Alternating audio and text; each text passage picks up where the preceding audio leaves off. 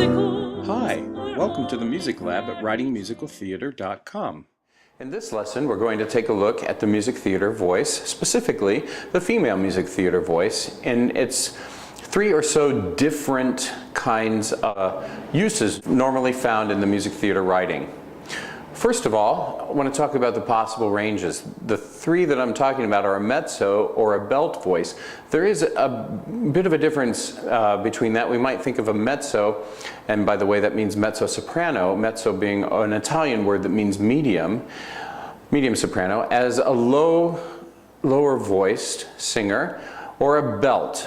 A belt and a mezzo are similar but also different. A belt is a more music theater kind of sound, and a mezzo might be a more legitimate kind of sound. So depending on what the role is that you're looking at, you might choose to designate belt or mezzo. Your choice. A soprano is, or a lyric soprano, is the customary ingenue, or the oftentimes what a leading woman might be written for. And then there's a thing called a coloratura soprano, which is basically the idea of a lyric soprano but with a really high upper extension. The word coloratura generally tends to mean a lot of fast, rapid motion, and it tends to be high. So we have those 3 different voices that we're going to consider today. The soprano, or mezzo-soprano or belt voice, actually, it may be sung generally or written comfortably between G3, which is the 3 octave below middle C, C4 is middle C, up to C5, so that's an octave above middle C. Again, from G3 to C5. For soprano, we might think of a comfortable range as being from middle C, or C4, up to G5. So about a 12th, again, the G above the C above middle C, G5. For coloratura soprano, we might think of a similar kind of range starting on middle C, but going way up to, let's say, E6. Now, we have to be very careful about how we use this particular voice, because it's a very unique sound and very high, and there are very specific kinds of uses that it's traditionally been used for. So in thinking about that particular voice type, we just need to be cautious about both the use of it and how we write for it.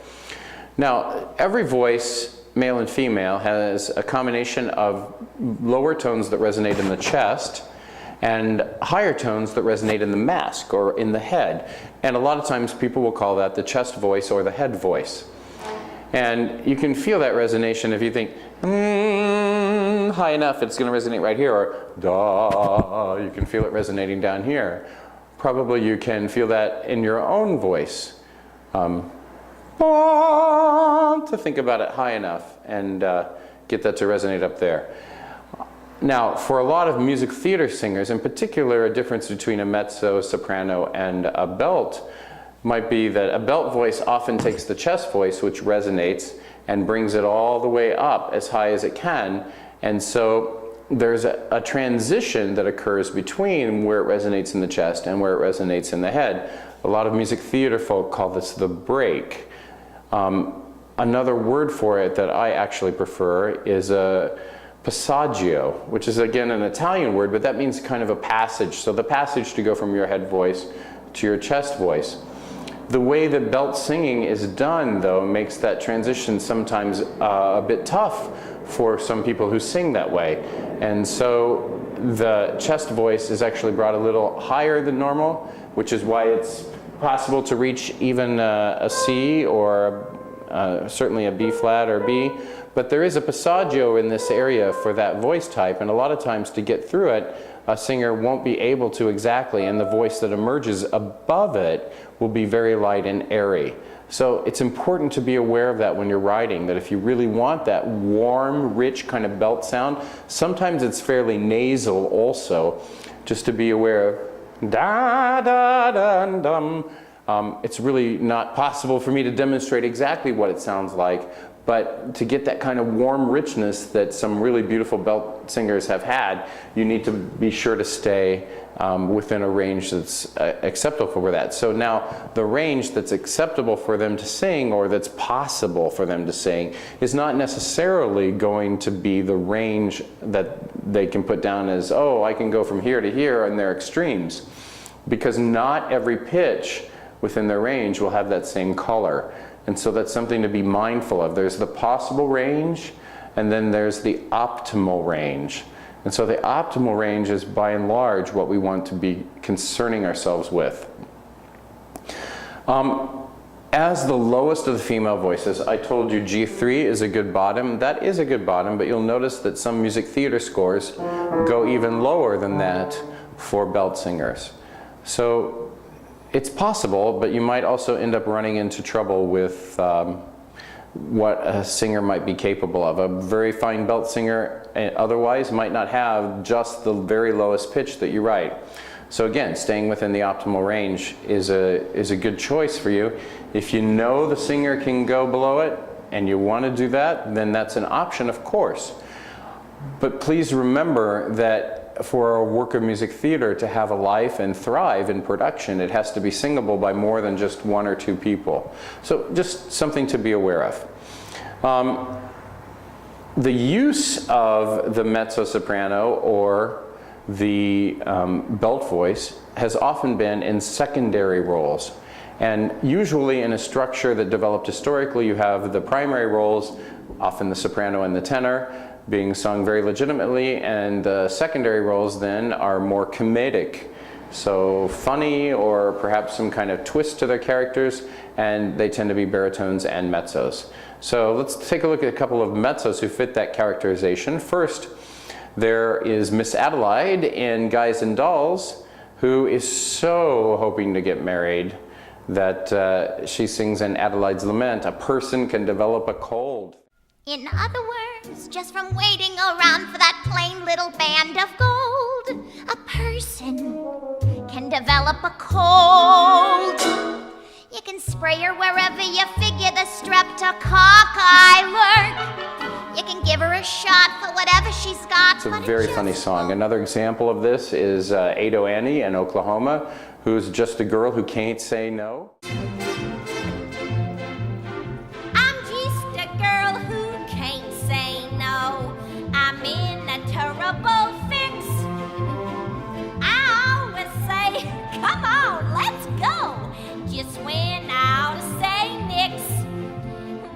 Another example of the kind of characterization that we find in the mezzo or the lower voice. This comes out of the opera, actually, that there's this level of sensuality or sexuality. It's comedic sexuality in the case of those two women that I mentioned in music theater, but the darker sensuality that's associated with this lower kind of voice might be found, say, in the opera Carmen, where you really do have a sensuous mezzo at the center of it. Another example of that is Delilah in Samson and Delilah, the woman who courts Samson and ultimately betrays him by seducing him into betraying his secret.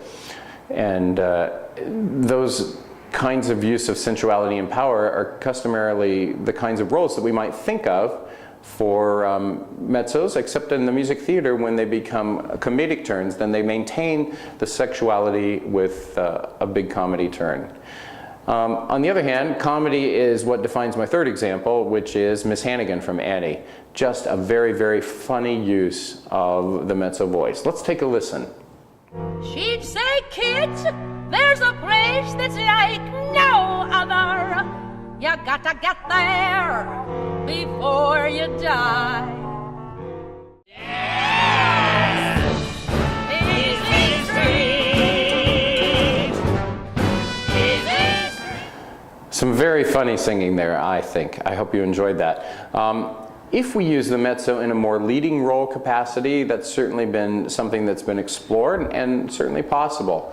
Examples of that include Sally Bowles in Cabaret, where again, you have a woman who has her flaws, including a really strong sensuality about her. And so that's still present, even though she is more of a leading role in this case. Another example is Petra in A Little Night Music. Now, Little Night Music is fun because it uses the whole spectrum of vocal timbre and sound in its casting. The entire cast, the show is sung a lot of the way through, and the whole spectrum of voices are present for creating a wide variety of vocal sound. Timbre is a word I mentioned a moment ago, and that means the color of the sound. And that's what we really want to pay attention to in particular to separate out these kinds of singers, because it could be that all three of these women singers that I'm talking about today could end up singing the exact same pitches in a song where it's written where all the ranges overlap. And so the difference then to listen for is not so much, oh, well, this one is singing a lower pitch or a higher pitch. No, they're all singing the same pitch, but what color and what characterizations do they bring to it by the difference in the colors of their voices.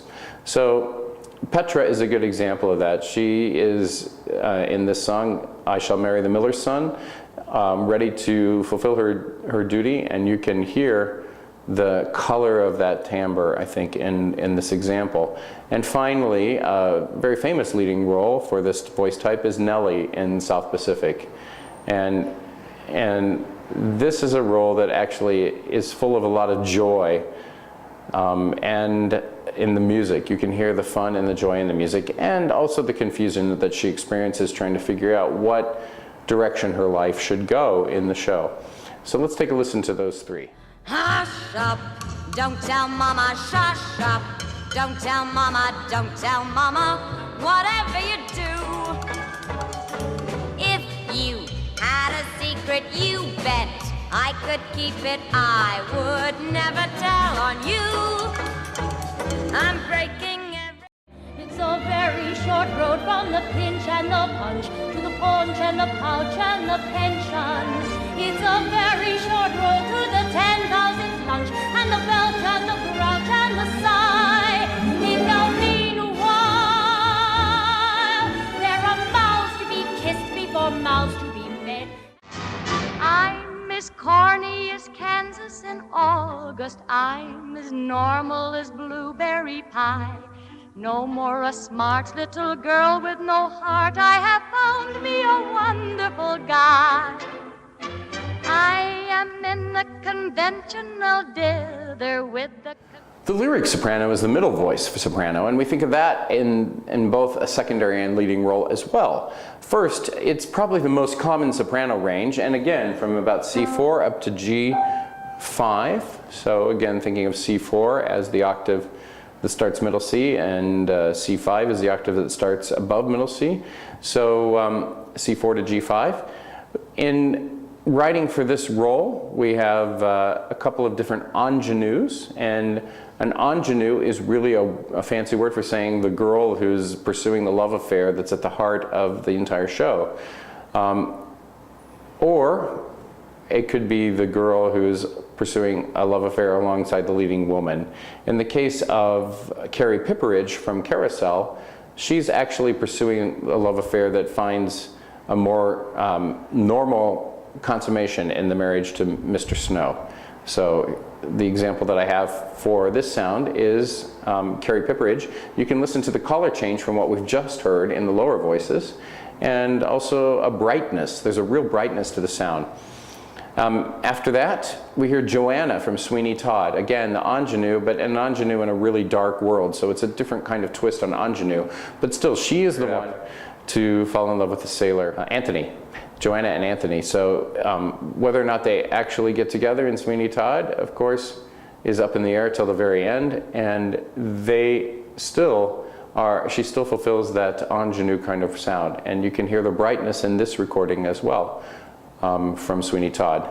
And finally, an ingenue who has had her love and lost it is Lily in The Secret Garden. And here you can hear the soprano sound that is really bright and haunting in the world of this show. So here, take a listen to an ingenue type soprano sound. His name is Mr. Snow, and an upstanding man is he. He comes home every night in his round-bottomed boat with a net full of herring from the sea.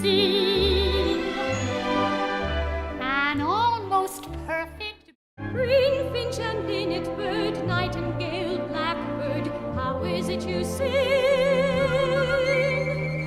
How can you jubilate sitting in cages, never taking wing? Outside the sky waits beckoning, forgive me, can you forgive me, and hold me in your heart, and find some new way to love me. Moving on from ingenues, we can talk now about leading women and soprano sound. So leading women roles are essentially the same range, the same brightness, but I think somehow a little more forceful in their interpretation and sound. These are stronger women in certain respects. And the first is, of course, Eliza Doolittle in My Fair Lady, because how could we talk about soprano singing without considering the sound of that role? And in particular, if you listen to the whole show or the whole original cast recording, you can hear the change in color even from the beginning, Wouldn't It Be Lovely, to I Could Have Danced All Night. There's a really lower voice writing for Wouldn't It Be Lovely, and all the way to the soaring heights of I Could Have Danced All Night. To listen to that color change even within the same voice is really kind of fun.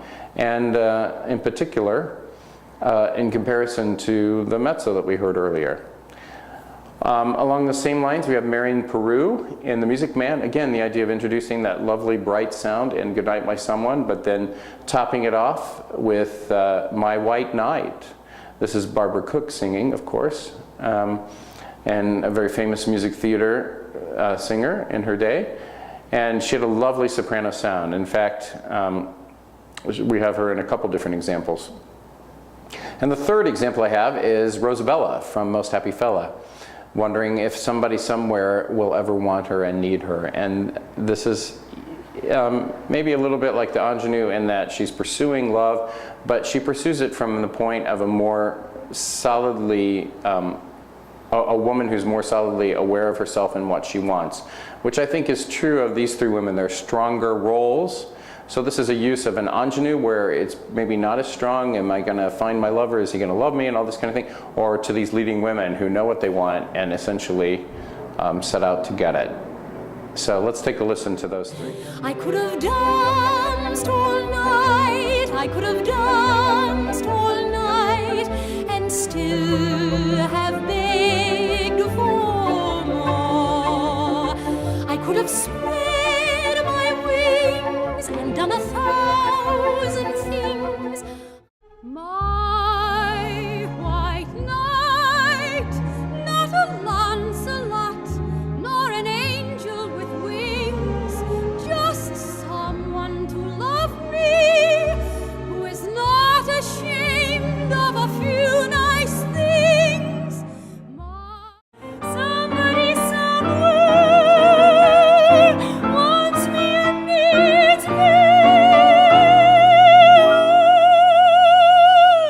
That's very wonderful too. So the highest soprano voice now is the coloratura soprano.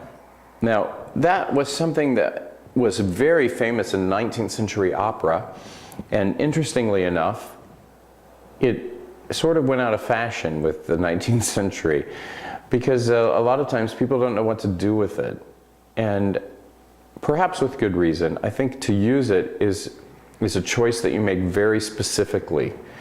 There's a specific reason why this character needs to sound like that, rather than sort of randomly, oh, I think I'll choose this, or I think I'll choose that. I guess, in fact, I hope that you can see that there are very specific things you need to think about as you figure out what range might be for the characters that you're writing. Because above all, we're trying to create a score that reflects a character choice, rather than thinking about so much writing independent songs. The exciting thing about the coloratura voice is that it can really bounce around and show lots of rapid, showy movement. Way up high, so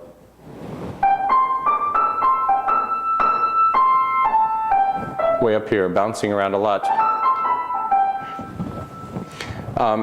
Otherwise, it's very similar to lyric soprano in range. It just has this upper extension that it can use. So a couple of specific roles where it did find a home in the 20th century. First, Amalia Balash, who is in She Loves Me. In She Loves Me, when she begins to realize that she might actually like the guy she's working with as opposed to the pen pal she's been corresponding with. Of course, at the time she doesn't know that it's the same guy. The gentleman shows up at her door with ice cream, and she has a song called Ice Cream, Vanilla Ice Cream, and it soars, and at the end it soars up to B, and it's really kind of fun the way it bounces around up high. The same woman who sang that role, Barbara Cook, also sang Cunegonde in Leonard Bernstein's musical Candide.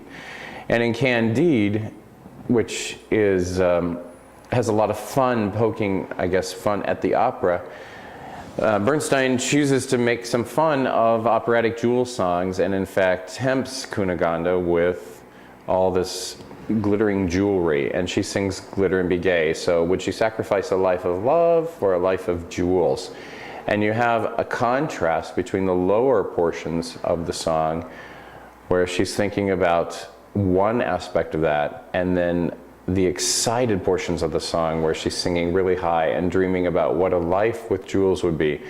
And this was probably the most inventive use of the coloratura in music theater up to its time, because it really does bounce around up there. And in fact, Barbara Cook, just as a warning, if you're thinking about writing extensively for this voice type, Barbara Cook said that during the run of Candide, which means in Broadway terms 8 shows a week, that her life was specifically at the theater singing the role or home in bed, because it took so much out of her to be able to do it that frequently.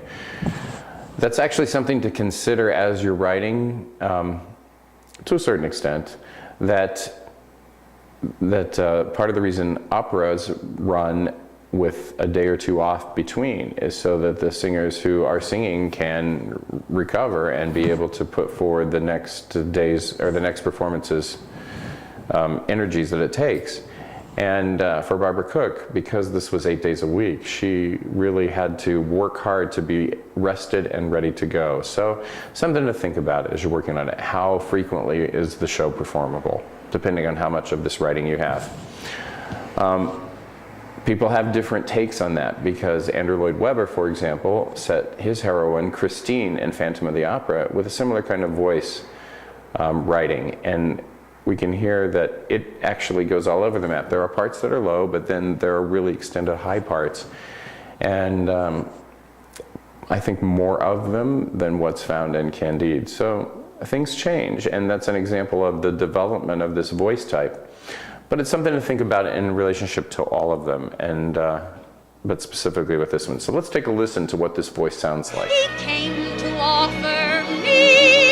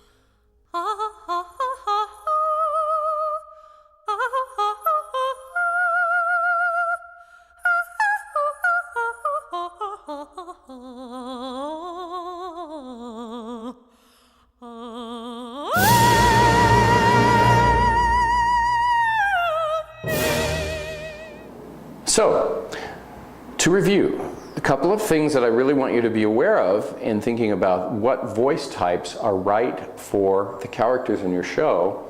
are first of all to think about what the range is that they can sing, what the optimal range that we would have them sing can be, and what the colors of those sounds are. I think colors are a really big deal that a lot of times we don't think enough about. So consider that from a dramaturgical point of view. What kinds of color overtones do you want to suggest for each of your characters? And what kinds of sounds do you want to have with them, you know, and what kinds of motion you might find? If you want to have a high voice, is it going to bounce around a lot, and the like. A couple of things I want to leave you with before we go are different kinds of sounds for blending them together. One of the things that I meant about color is in this first example from Guys and Dolls and Marry the Man Today, a mezzo and a soprano are singing in the same range. Can we tell them apart? Can we tell what kinds of colors they're using in terms of which one is which? And actually in Guys and Dolls, at least, the colors also help us predict the outcome for these women. What's going to happen to this woman or what's going to happen to that one. The color of the sound actually is a part of that in terms of storytelling. Marry the man today. Marry the man today. Maybe he's leaving town. Maybe he's leaving town. Don't let him get away. Don't let him get away. Hurry and track him down. Counterattack him and marry the man today. Give him the girlish laughter. Give him your hand today and save the... And finally, the last example of duet between two women that I'd like to share with you is this duet from West Side Story. And now West Side Story, of course, we have two women, Maria, the woman who is in love with Tony, and Anita, the woman who is the alto or the mezzo. And if we listen to this duet a little bit, Anita's upset because Maria's in love with the guy who killed her brother, and how could this be? And Maria's only answer is, I love him. And so we hear the conflict in these two women, and we can hear the colors express that, and ultimately, of course, Maria's point of view wins out because Anita joins her in singing Maria's music, even though at first Maria and Anita's music were in opposition to each other. So listen to the colors of the sound of I Have a Love. I hear your words and in my head I know they're smart, but my heart, Anita, but my heart. A boy like that knows could they kill your are, brother. and my heart Forget that boy is and too find far another. away. One of your own kind. Stick to your own kind. To him alone, one thing I... Well, as you work through listening to all different kinds of music theater songs in the collection of CDs I'm sure that you have, I hope you'll begin to pay attention more to the colors of the sounds that you're hearing and be able to explore what kinds of dramatic functions those sounds are associated with. And we have the choice, of course, of following the function the way it's customarily done or choosing to intentionally go against it, but I think whichever way we choose, we need to be clear about the reasons why we're choosing it and how to use it appropriately. So have fun. Broadway show, I'll sing and sing and sing. Yes, I know. With my handyman, I'll win awards right and left. No awards, fairy tales, all this curse. Shakespeare gives me all my words. Not his words. This guy gives me a brand new song. Fairy tale handyman with me. Mr. Sondheim, would you adapt